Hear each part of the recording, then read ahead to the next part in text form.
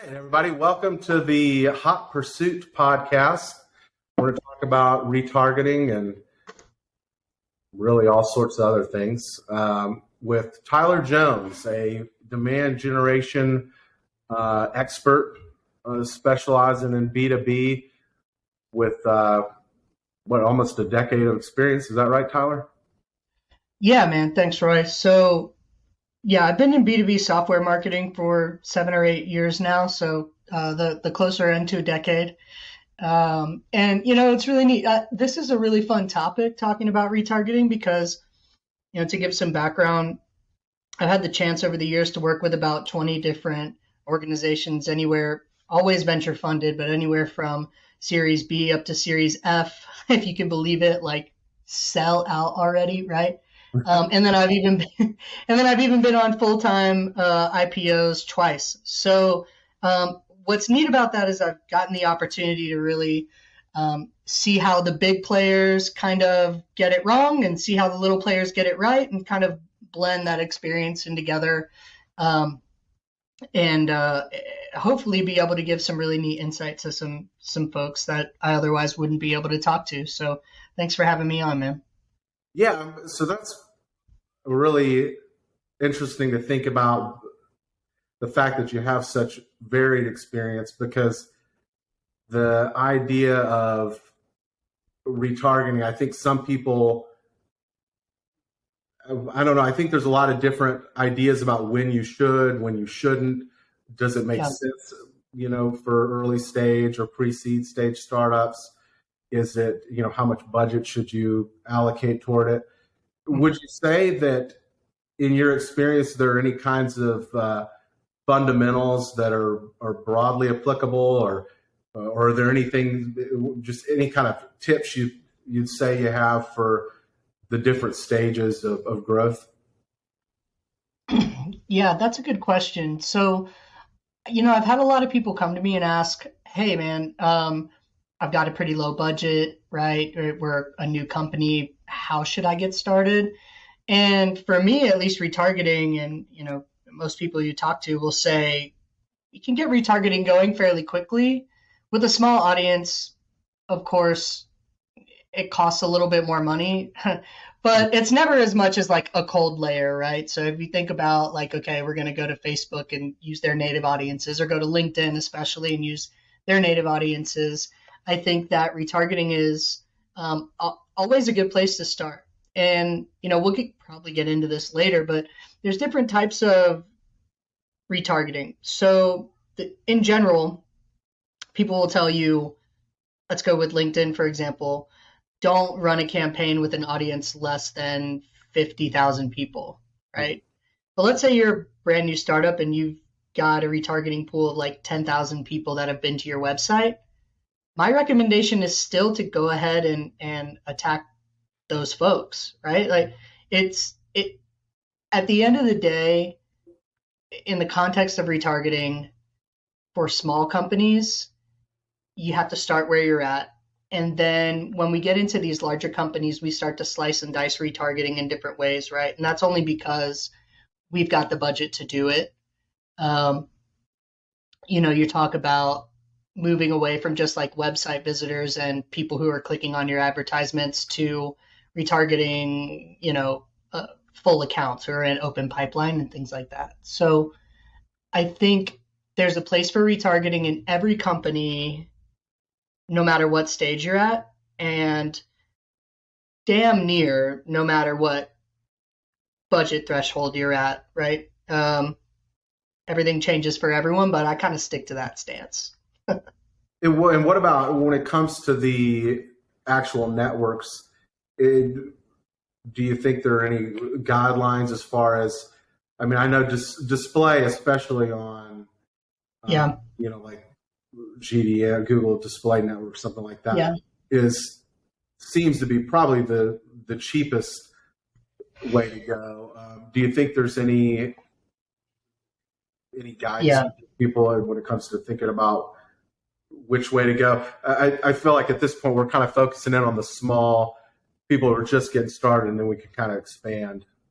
Yeah, we can expand from there. So Here's where I kind of stand on that. And, stand back from the LinkedIn echo chamber, or anybody who listens to this and tells you like display marketing is a waste of time, because there's definitely people who take that stance, and things like, YouTube pre-roll and all of that, which essentially run as display. At the end of the day, especially as a new company, let's say you're like Series B, or maybe even pre-Series B, the majority of the time you have an awareness problem. Mm-hmm. Okay. So how do you tackle an awareness problem? That's the question. And then we get into this idea of like demand generation and what everybody's been hearing with the Chris Walkers of the world, demand creation versus demand capture and things like that. So with Google retargeting, YouTube, things like that are really, really inexpensive to run, and they're not going to negatively impact you. And like, let's say I run campaigns right now for a company called GETIDA, which is an Amazon FBA reimbursement company, right? So super niched down software organization. We spend $10 a day on YouTube ads, okay? We can directly attribute we don't even do contracts, right? So we're PLGs. People go into the product, and then if we can recover money for them through FBA, then we basically take a fee out of that. And if we don't recover anything, we don't take anything. So I spend $10 a day, right? And I can get 10 signups for $10 a day, right? And then we go to work. So I think especially for smaller companies, what I tell people is there's not a right or wrong answer, and there's not a true steadfast like display doesn't work, this doesn't work, all these things we see on LinkedIn, like this is dead, that is dead. That's all garbage. And for the most part, it is ego inflation, I guess you would say, in my opinion. It's either going to be this, or it's got to be that. There's no in between, or you're never going to grow your LinkedIn following. Yeah. Look, man, I've worked with people who are like, oh, we have a $3,000 budget for Google a month. I'm like, okay, well, display in YouTube, you can run them through Google. Again, we have an awareness issue. We don't always have a lead gen issue. Mm-hmm. Funny story, I worked for a company called Quantum Workplace, which is in the HR tech space, right? So that's like your Lattices and your Culture Amps of the world. And when I came to Quantum, they said, we have a lead problem. And when I got there, I realized we actually don't have a lead problem, because our leads convert really well. We have a fair enough amount of them to hit pipeline goals and things like that. Maybe we have a close rate issue, but what we have is a problem where we're in a saturated market, and people don't need to get our message once or twice or download an ebook for $150 a lead. People need to have different experiences with our brand where they're at. And that's why things like YouTube retargeting can be a really, I don't want to say like a super important, it's not table stakes for your strategy, but it can be a great place for a small brand with a little bit of money. But to shift a little bit, Roy, before we go anywhere else, I worked with companies where I spent $50,000 a month on YouTube, and we decided to kind of, cut that in half. And eventually we deprecated it entirely, and we took it out of our strategy. So when it comes to retargeting and budget, it's all about, in my opinion, there's two mistakes that people make. The first mistake is thinking that retargeting is all about conversion, which is very expensive, right? Retargeting can also be about education the same way a cold layer is about education. And then the second thing is usually a budget split problem, where people are really, really likely to look at a cold prospecting campaign versus a retargeting campaign and say all of the ROI is in the retargeting. Let's go hard CTA and let's put 75% of our budget here. When the truth of the matter is, your platform metrics aren't 100% truthful. People are learning about you here and converting on your site. I mean, through direct and organic traffic. We all know things like that. So what I typically do is try and go more for the balance. It's okay to hit people with those hard kind of CTAs and retargeting, because it's good to test that and see if it works. But also we need to have consideration, in my opinion, for the idea that we don't always have full visibility into true performance by looking at like a platform metric. So it's not like cold is to make aware and retargeting is to convert.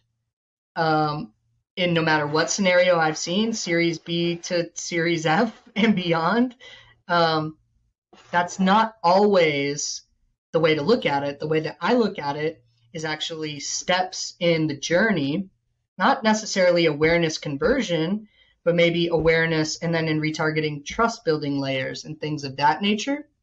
And then to look at your CRM ultimately and revenue to determine whether your program holistically is working, if that makes sense. End rant. We can keep going. That I think is really interesting. You talked about using retargeting for education.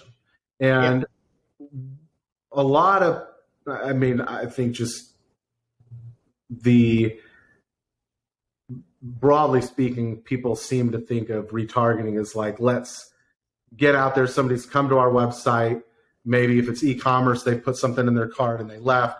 If it's, B2B, maybe they looked at our pricing page and they left. And for a lot of businesses, especially if their budget is smaller, maybe that's really where you have to focus, is like, let's get these people at the bottom of the funnel. Let's bring them back. But when it comes to people who, whether they have a bigger budget or it's more important for them, how do you think that factors in, that idea of really not just raising awareness, but helping people understand more about the problem, the solution, and those sorts of things? Yeah, that's a good question, man. And it was good for you to take it back to budget, because I think that matters. So let's say you got your smaller organization. For the most part, their retargeting is going to look like, if you have a small budget, you're probably going to be more focused on conversion based, right? Because you're a smaller company, you want money in, money out, can you hold a pipeline number, and that sort of thing. Mm-hmm. Once I start to work with, when I'm working with bigger organizations, we can start to segment out what retargeting looks like a little further, right? So like there's a few key pillars. If you were to look at like a 20,000 plus a month retargeting budget, right? You've got trust in brand, trust in product, which usually comes in the form of testimonials. You've got product kind of like informational, with static, and then you can start to play with different types of ads as far as the medium, whether you want to go with like the carousel and the story and things like that. And you can, with a bigger budget, you can be almost less concerned about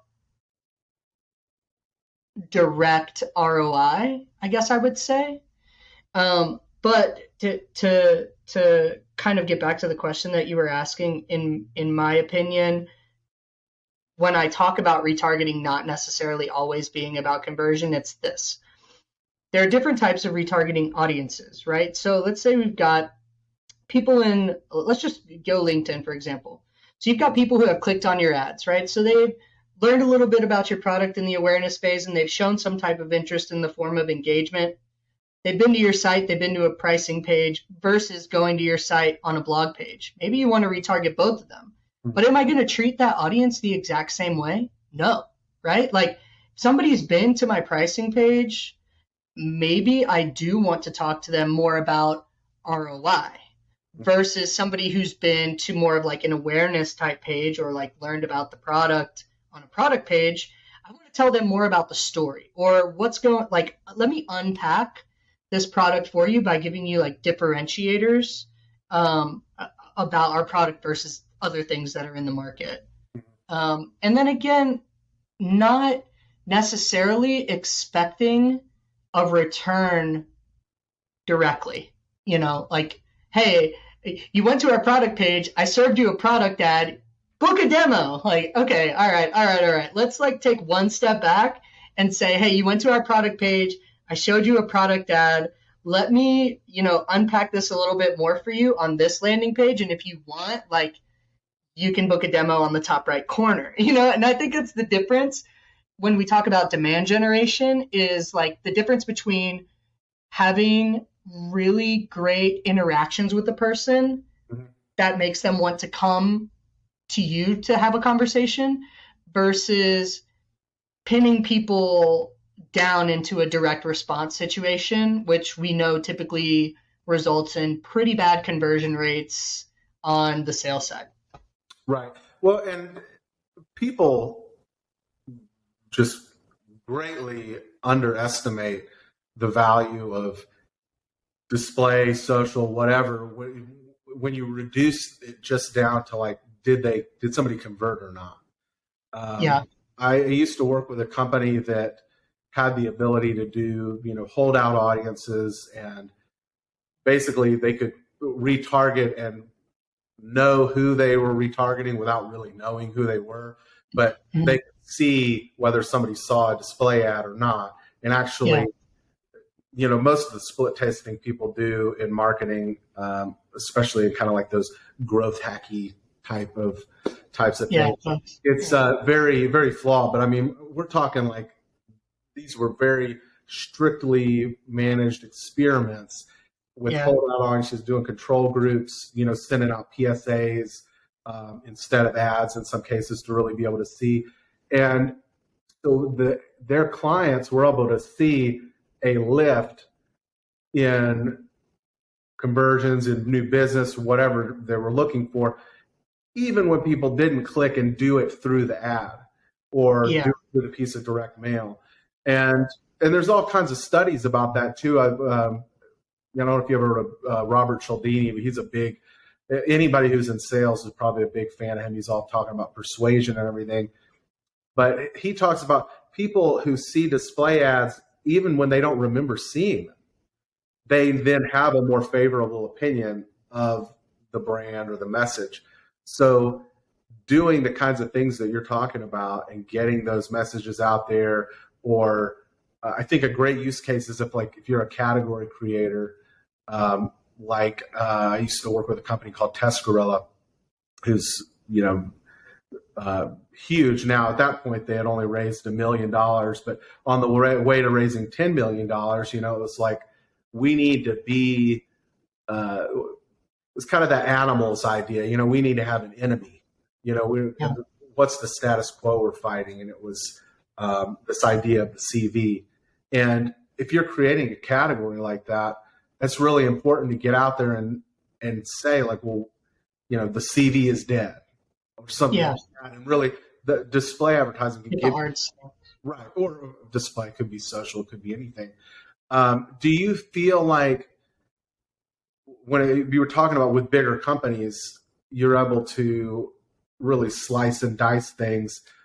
Do you think that the best way to go is just kind of like, these are our top of funnel people, these are our middle funnel, this is the bottom of funnel, or how much, how granular would you get? I'm sure it somewhat depends on the size of your audience and the size of your budget, but your thoughts on that. Yeah, I appreciate that question. Excuse me. I call these the FUs because that's what they're going to do to your budget. So, you talk about like the tofu, mofu, bofu. I don't think there's anything, first of all, I don't think there's anything wrong with looking at the content that you create and saying, okay, this is more top of funnel, middle of funnel, and bottom of funnel. What we see is that, especially in retargeting, you get into this hyper segmentation situation, which is actually a detractor for ad performance. So the number one problem with that is that why wouldn't you give somebody that's you consider, or maybe you're guessing is in an awareness stage, why would you hold a case study for the bottom of the funnel instead of giving it to the person at the top of the funnel, right? Why wouldn't you just, work on distributing your strongest pieces across people no matter what stage they're at, right? I think for me, that's like philosophically one of the bigger things that I think about is like, okay, you have this middle and bottom of the funnel group. Let's kind of like lay this out for people who haven't gone through it before I go any further. So let's say you have 100,000 people that you think are in this top of funnel awareness stage. That's awesome. Good for you. You have a great campaign that you can put together. You are going to retarget or move people into this middle of funnel stage based on how they engage. So let's do some math. You have 100,000 people. 40,000 of them are active on LinkedIn. Let's just say, for the sake of it, 1% of those people are actually going to engage with your ad or show up at your website, whatever, right? So let's say you've got a group of 5,000 people in the middle of the funnel. One, you probably don't want to run a middle of funnel campaign with hard CTAs to a group of 5,000 people. But not only that, and then let's say you're bringing in 6 Sense data, so you have this whole like universe of folks that you can drop in there, and you've got 25,000. That's still great. Your CPMs are going to be double what they are at the top of the funnel. It's going to cost you double. You're going to look at like $200 per conversion, maybe even more if you're running a hard CTA. And then you're going to run people that engage there but don't convert into a bottom of the funnel ad, where most of the time we're holding all of our really good stuff, right? Like it was like, this is the stuff that we use to convert. Like, but we're just going to keep it right down here, and we're going to serve it to 25% of our 20,000 people. So we've got 5,000 folks in this group. It costs us quadruple the amount of money from a CPM standpoint. We're going to run our ad frequency is going to go from 0 to 8 really fast. So what that means is that first we're going to have super ad fatigue, and then we're going to run through our budget in less than a week, and then we're going to realize, wait a second, this is a huge money suck. Okay, and that. So what's better, right? Segmenting this out or saying, okay, again, the question is, how do people experience our brand where they're at versus trying to dictate some type of journey, which is actually something that the ad platforms they create pain for marketers rather than helping marketers reach somebody at the bottom of the funnel. So my recommendation to people is always like, where can we merge these groups? Whether it's putting MoFu and BoFu together, or putting segmented. Where can we merge segmented audiences so that we can get a more reliable CPM and distribute our most valuable information, no matter where the person is in their buying journey? I think I can stop there. That's kind of how I view it. And so is there anything that, when it comes to like guiding principles to sort of sussing that out, is there anything you can recommend? Yeah. So what I recommend is take a look at your content that you have available to you right now. And then take a look at all of the audiences that you're running on LinkedIn. The chances are you're running some type of matched audience, some type of website visitor audience, from a retargeting perspective. You have a list upload, and then you have people who have gone to your website pages. Now, what some companies will do, like you said, Roy, is they'll have bottom of funnel website pages, right? So like a pricing page versus a product page. And then what I always say is put yourself in the shoes of the customer, right? If I walked up to you, would I say, hey, I'm Tylor, I'm in the middle of the funnel right now, could you give me something that's more middle of funnel? Or would I say, you know what I mean? Or would I say, look, dude, like I'm only here for a second, so give me your best shot. I don't have much time. You definitely don't have much time. So take a look at it that way and see if it makes sense to I'm going to say mush things together rather than tear things apart. You know what? I'm not real hungry. If you could maybe have some little top of funnel for me. Yeah. Something. Yeah. A little tofu appetizer. Yeah. Just, my appetite's not really that heavy, but something a little more like top, that would be great. Well, I think that's all really, really valuable. information. And from just talking to the people that I've talked to over the last 13 years or so, it is not exactly widespread thinking. Most people, even a lot of people in marketing roles, think about things in a pretty rudimentary way. You get your marching orders from LinkedIn or whatever blog that you want to read, and then it's like, well, this is how we do it because this is what they told me to do on HubSpot's blog, and that's that. So it's really valuable to be able to talk to people like you who have actually done this for so many different companies and different sizes, different industries. And I really appreciate you coming on. Thanks, dude. Yeah, I guess if I was gonna leave any sort of wisdom that I haven't put out there on the table yet, it's just that, my recommendations come from B2B software experience, right? Where, deals are $100,000 and take 6 months to close. But I think that no matter what, from a marketing principle standpoint, you can apply, whether it's some of the budget stuff that we talked about or some of the audience stuff that we talked about. I hate to be in a spot where we say like, and we could go for hours on this topic, but a product-led organization maybe will attack retargeting a lot differently. An e-commerce organization obviously is attacking a lot differently. But the ideas still uphold, which are, one, we need to look at efficiency and ROI at the business level, not at the platform level. And then we need to consider always how people, experience us, right? Because as marketers, especially in a layer where, look, if you're on the other end of the screen and you're being retargeted, like, it, like when you leave a website and then you see an ad for them right away, like, that they're retargeting you. So let's put ourselves in a position as marketers where we're able to like build rapport like a salesperson does on an hour-long call digitally and move people toward affinity to the brand, like where they actually want to go to their cart and like buy from you and then maybe like buy from you again, Yeah. And so let's think about it that way and not think about it as like, if I put $2 in, I've got to get $4 out and I have to be able to prove that right here. Yeah. I think that's it. For me, that's like the crux of it.